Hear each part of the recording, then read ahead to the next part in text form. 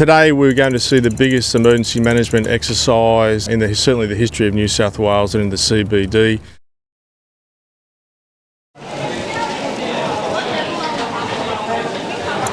Heavy Sydney departures, good morning, identified. 516, cross runway 25 and hold short of taxiway Sierra. Bulk ground 126, station 5, pushback.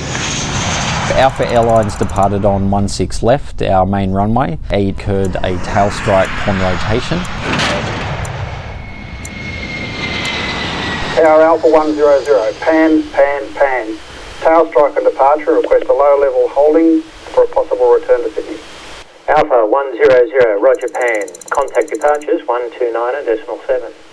Following the pan call, the captain was dumping fuel off the east coast of Sydney and then got a low hydraulic warning. Alpha 100, mayday. Request clearance for immediate return to 16 right, low hydraulics warning. Alpha 100, roger, mayday. Track goes required for runway 16 right. So, see that runway, got the runway side there? Just some information from cars and stations, thanks. From the Sydney Tower, there's an air alert from Mascot Airport. Aircraft Alpha 100, Boeing 747-300. Plus passenger on board, returning to Mascot. Landing ETA is 10 minutes, runway 6 right. Botany 1, do you copy? Botany 1, copy that. Code blue. Rescue 40, copy the air alert. Code blue 10. Thank you, Rescue 40, blue and 10. Upon declaration of the Mayday, the Emergency Operations Centre is activated. We have Alpha Airlines. It's a Hong Kong-based carrier. It's departed here at 9:03, B777. It's took off on runway 16 right. Had a tail strike roughly at taxiway Kilo. Initially declared a local standby. It's now got low hydraulics, and it is making a return back for 16 right. Due to arrive at 9:25. Passengers on board unknown. Dangerous goods unknown.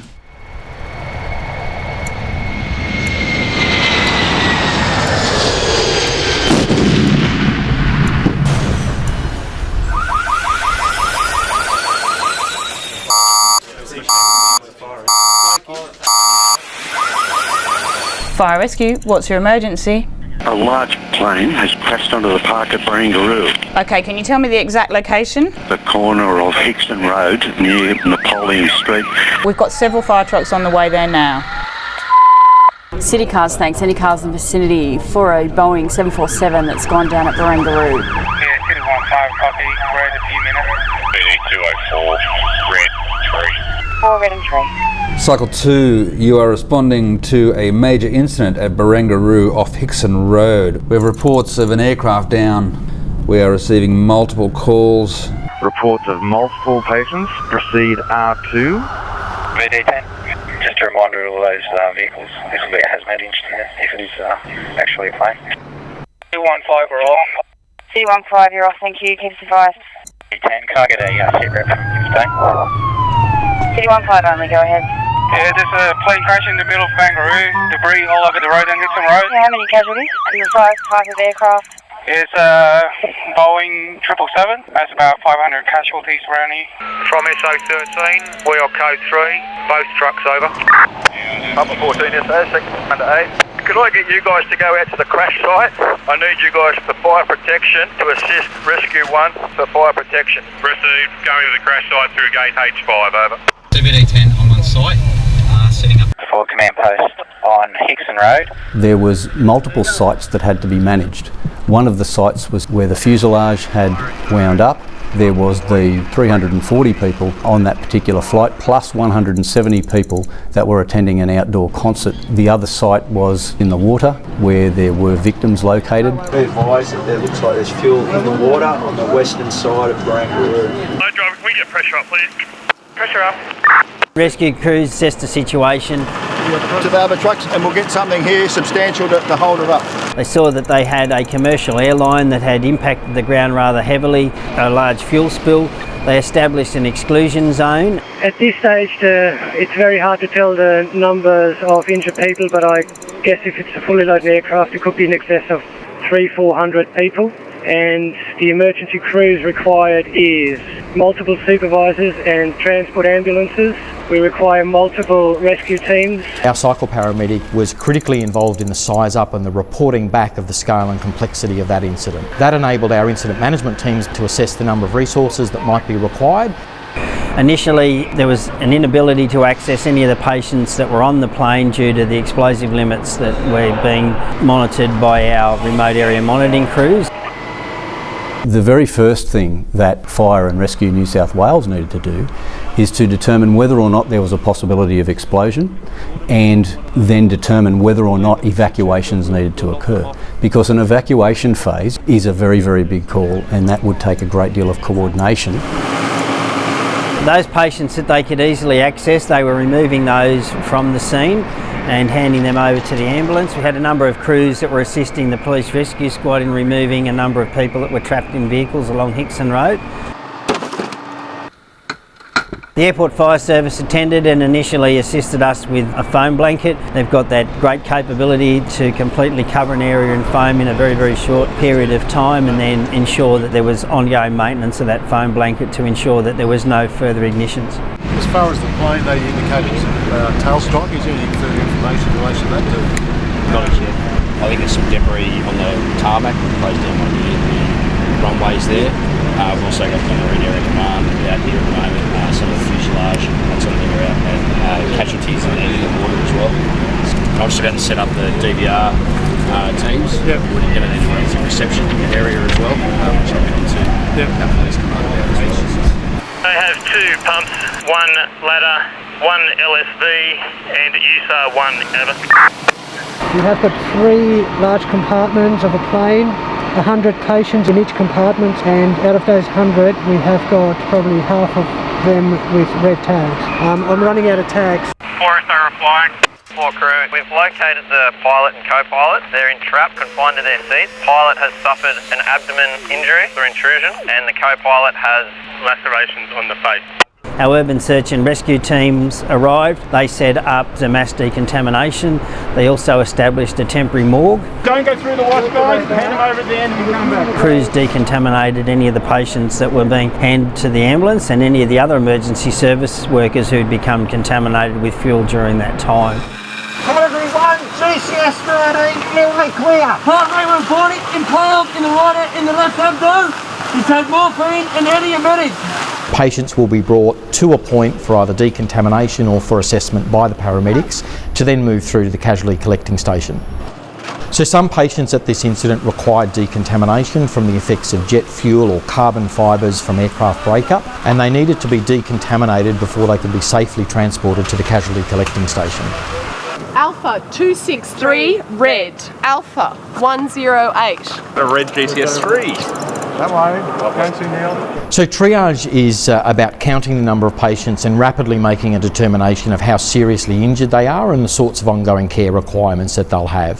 So we've got a 45-year-old male here with a penetrating abdominal wound. Okay, Paramedics will apply a coloured triage tag to each patient that they see, and that determines not only the order of evacuation from the site, but also the order of treatment at the casualty collecting station. Site supervisor, there's a decon area set up at that point. As the hazmat situation has now been cleared, if you have any volunteers or other resources that you can allocate to me. I need another team of 4 here. Paramedic and 4 first responders here. So one of the significant aspects that New South Wales Ambulance tested during this exercise was the establishment of a large-scale casualty collecting station. This is important in the sequence of events. It follows the triage of patients and it commences their treatment on site. So in effect, with the support of medical teams, we were treating patients at the accident site and starting to stabilise their condition whilst we determined the priorities or order of transport to get them to the right hospital. Is able to transport a patient to the yellow area? Initially there was a fuel leak on the harbour. Part of our incident management team involved the Environmental Protection Agency, who then started working with Sydney Harbour Ports and with Maritime New South Wales and Fire and Rescue New South Wales specialist hazmat teams to determine the extent of the spill on the harbour and then also determine the amount of booms that would be required. They did establish, with the assistance of the New South Wales Water Police, an exclusion zone in that part of the harbour as well, which kept any spectator boats away. We've got a cage with live animals in it. Priority is people, and we'll deal with the animals in a minute. Are they venomous? Are they dangerous? What type are they? What are you talking about, an aeroplane? There has been an incident. We have a team that is looking at and dealing with all the relatives of the flight. During the incident, we realised that there were family members that were at the airport. We instigated assistance with police and disaster welfare and opened up our media centre and our VIP rooms to assist them in identification of the victims and their families, and undertook the process of disaster welfare management. The POC stood up around about 20 to 11.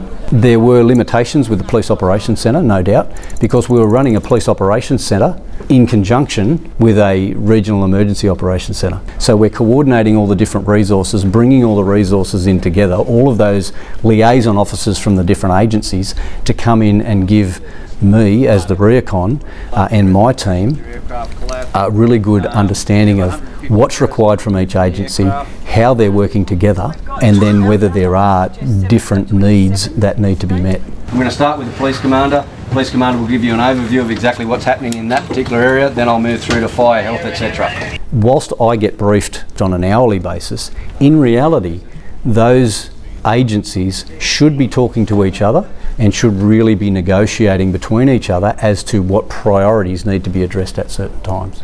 Techs are now on site, starting to establish some redundancies around the 4G, 3G failure.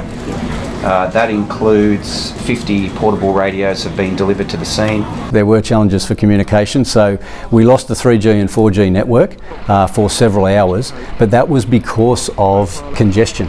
So that was because everybody was using their mobile phones, which obviously then became a major issue for emergency responders. By crashing the technology, it requires our crews to be innovative in how they're going to communicate, and things such as, developing runners and things of that nature, going back to what was the old days and writing things down.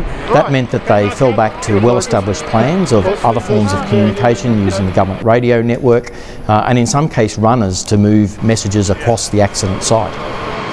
The site controller is a police officer, but doesn't act in that role. Acts as a coordinator of other government agencies. We have our command post established and our full management team in place. We've got a patient here heavily burned, airway compromised. So New South Wales Ambulance paramedics in the field worked closely with community first responders, St John Ambulance first aiders and third-year university students who are currently studying paramedicine. We were able to put up some drones to give us vision of the scene, so we had to cover not only above the surface but also below.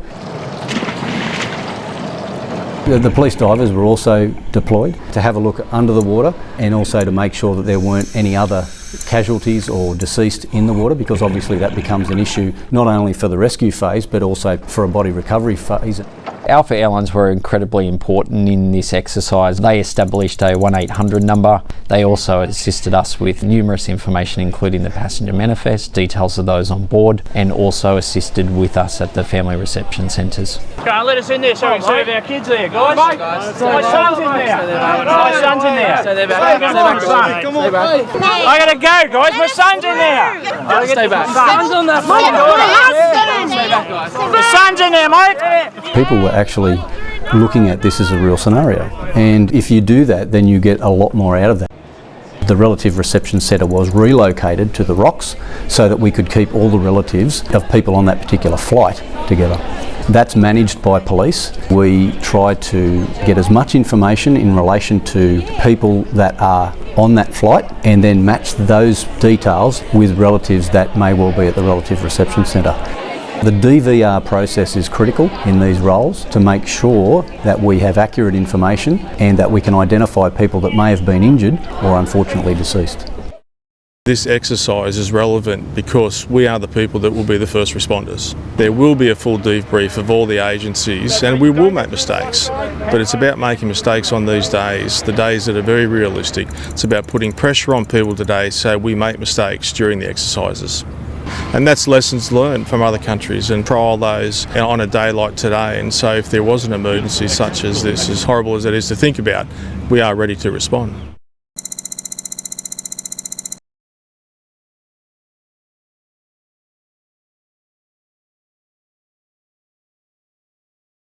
Barangaroo was transformed into a disaster zone today for Sydney's largest ever emergency response exercise. More than 700 frontline personnel took part to test their skills and prepare for a catastrophe.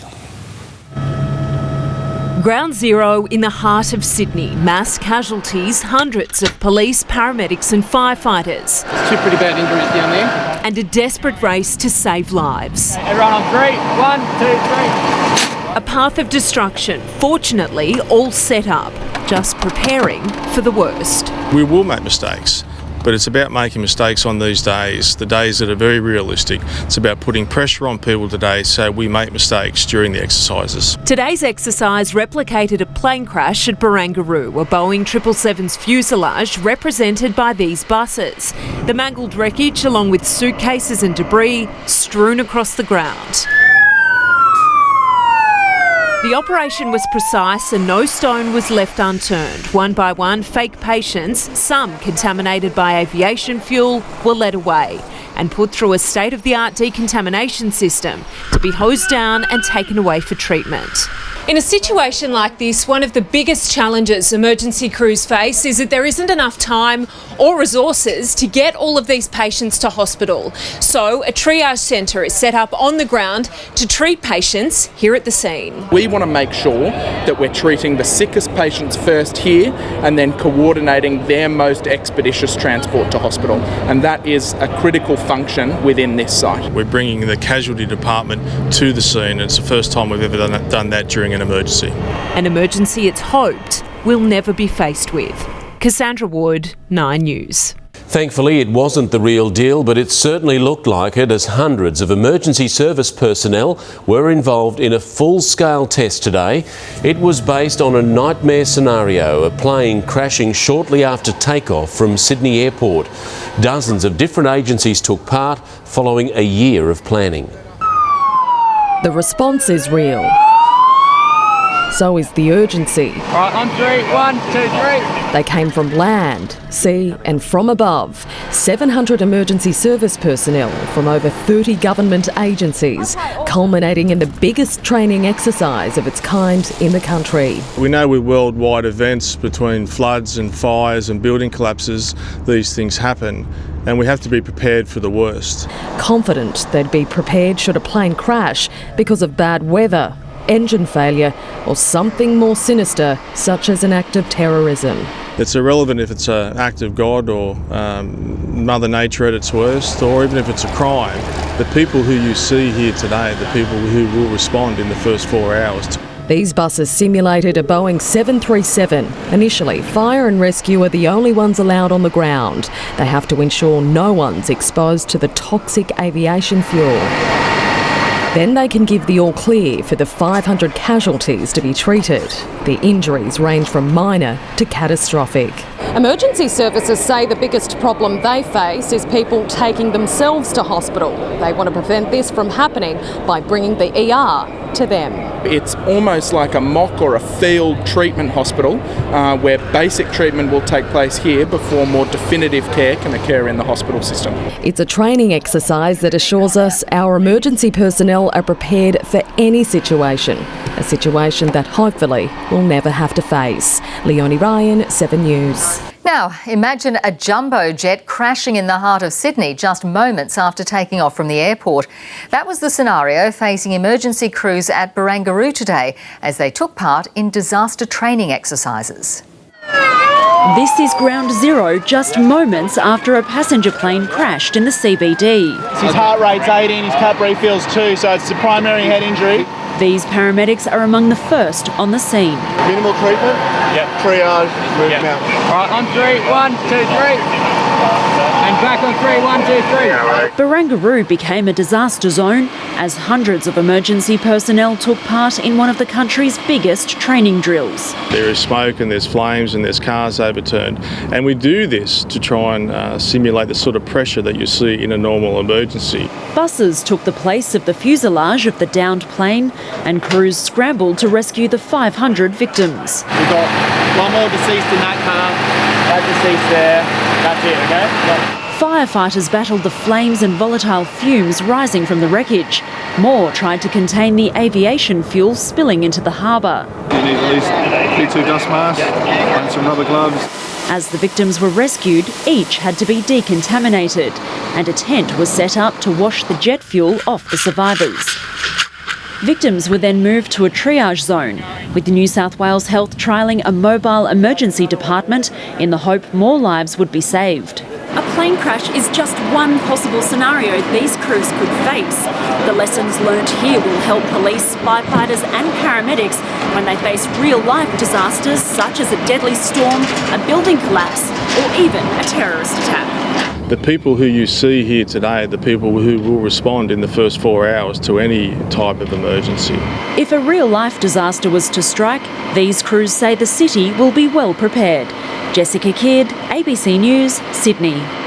Australia's biggest ever disaster training event has been held in Sydney. Around 1,000 emergency services personnel and volunteers took part in the exercise that simulated a passenger plane crashing in the CBD.